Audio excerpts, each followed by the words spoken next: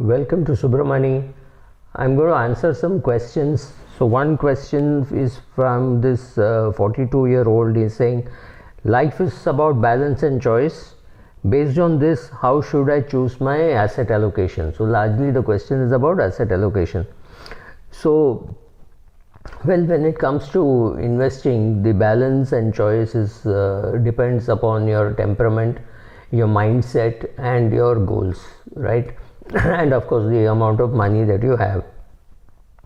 So financial goals could be short term or long term, so your asset allocation will depend on that. So it depends on whether you're in the wealth accumulation stage or you're in the wealth preservation stage. Since you're 45 years of age, I'm assuming that you are in the wealth accumulation stage, and largely two types of investing strategies. One when you're in the young and accumulating, and then when you are slightly older and accumulating. When you're young and accumulating, you want to have more money in equities, but also that is at the time when you don't understand much about equities, so you tend to have a little more perhaps in debt when you're young, even though the textbook says you can have more in equity. But then it's a question of whether you have trained your mind enough. It's not whether you know, but it's a question of whether you have trained your mind enough to be in a greater amount of equity. So the wealth acquisition stage is something where I would have said just put everything in equity, because you anyway have your provident fund, your employee provident fund, which is anyway going into full debt, I mean mostly into debt. So you have this much is enough, but 100% debt and 100% equity and 80% equity will achieve more or less the same results, and the 20% that you have in cash stroke debt will be useful, so that in case you need to withdraw, you have somewhere to withdraw and you need not withdraw from your equity. Having said that, if there is absolutely no need for that money, then it looks like a drag and saying, oh God, I could have been 100% in equity. But this 20% is largely to give you a peace of mind rather than giving you a great return. It's not even a wealth preserver or anything like that. It is just that, well, it is useful. It's like insurance, right? It's like term insurance. You take it and you hope like mad that your wife does not have to encash it, right? So the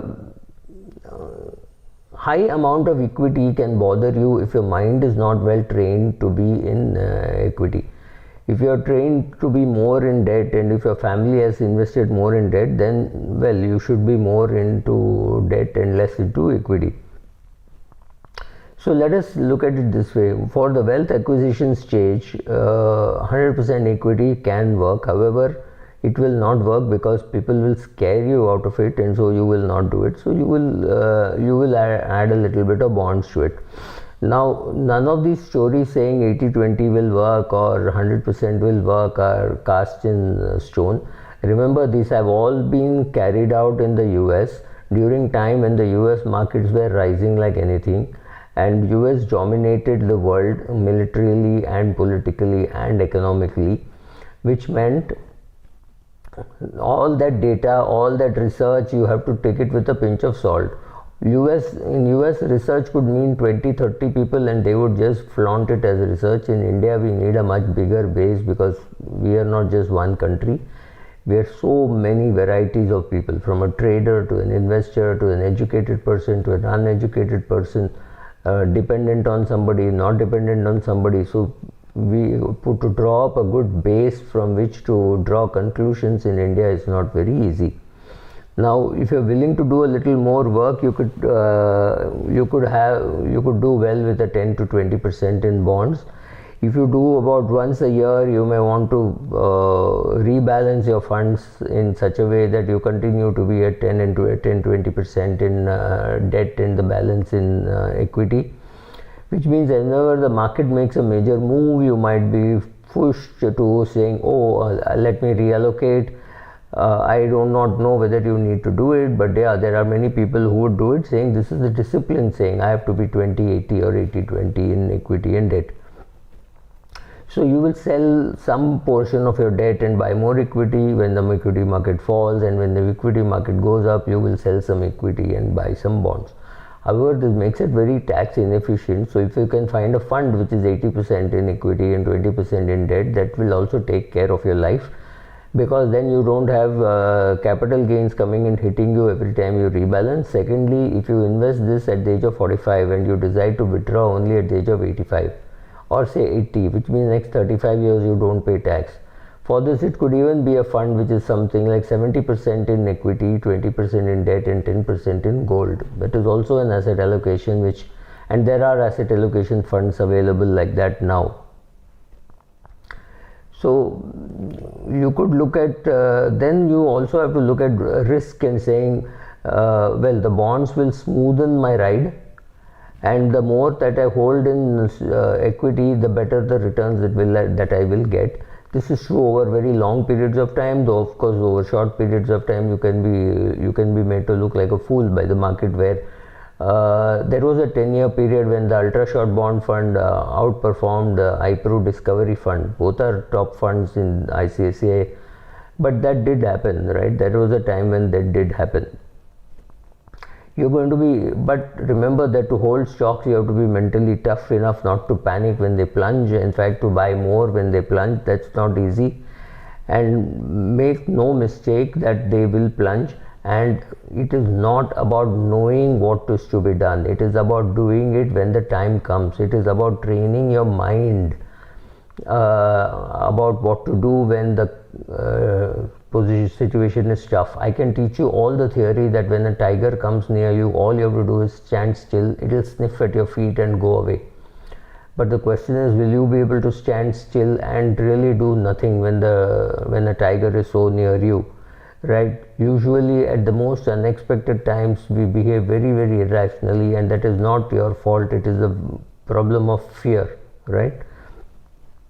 Since nobody can predict when the market will go up and the market go down, because so what are the factors which we take into account for risk tolerance? One is the temperament. How cool can you be when the market goes down? Can you stand still when there is a bear sniffing at you or a tiger sniffing at you, right? Flexibility. Are you flexible enough to say, okay, at this time I will change my asset allocation? Or when your income increases, you say, okay, I'll put more money into equity because my sources of income have increased. I have two sources from which I'm getting money, and I'm getting a lot of money. Every month I'm getting more money than what I need for the next 2-3 years. So I will build up little more cash positions, and therefore that will help me in being more flexible. And this again leads us to one very big question as to how much is the total money that you have. A person with 5 lakhs acts differently from 50 lakhs, from 5 crores and 50 crores and 500 crores. So fairly obvious that when you have a lot of money, you can keep some money. Like for example, if you're a 50, 60-year-old and you think for the next 30 years you need say 2 crores or 3 crores, and that is available to you in debt instruments. After that, what you do with equity doesn't really matter, because whatever you goof up, your 3 crores is taken care of, right?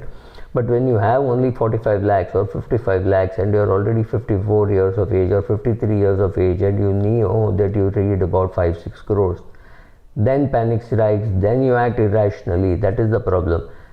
Taming your mind and calming your mind is important. Knowing how much is the total that you have is important. So I would suggest for a young person, like somebody like my daughter, with the surety that she's going to inherit wealth from me over the next 10, 15, 20 years, or maybe tonight, if I die tonight, I don't know what she'll do. She should be more into 100% in equity. However, at 45, since you don't seem to be having any immediate goals, I would still put something like 80% in equity and only 20% in debt.